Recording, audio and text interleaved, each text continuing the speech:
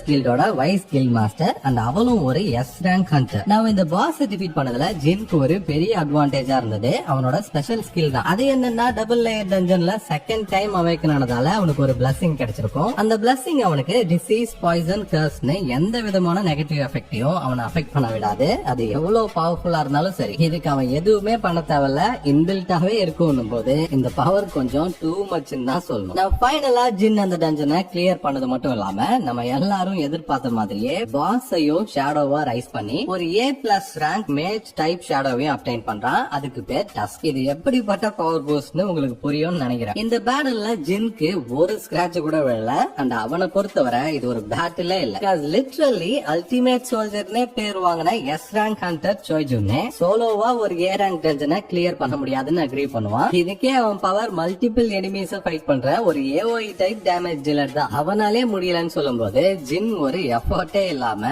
கேஷுவலா பினிஷ் பண்ணிட்டு வரான்னா அவன் பவரை யோசிச்சு பாருங்க. அதுக்கப்புறம் ஜின் பாதியிலே விட்டுட்டு வந்த டீமன் கேஸ்டல் டஞ்சன் 76 ஃப்ளோர்லாம் ரைட கண்டினியூ பண்றான். நிறைய பேட்டில்ஸ்க்கு அப்புறம் ஜின்னோட லெவல் என்னன்றத பார்க்க இப்பதான் நமக்கு வாய்ப்பு கிடைக்குது. ஒரு மேசிவ் லெவல் அப் ஆகி லெவல் 81ல இருக்கான். தென் 89 ஃப்ளோர் வரை கிளியர் பண்ணதுல ஜின் லெவல் 87 ரீச் பண்ணது மட்டும் இல்லாம அவன் ஷேடோஸும் ஒரு நியூ ரேங்க் ப்ரோமோட் ஆகுது. அதாவது அதுல இக்ரிஸ் மட்டுமே ஒரு எஸ் ரேங்க் ஹண்டர்னு தான் சொல்லணும். தென் 90th ஃப்ளோர் மேல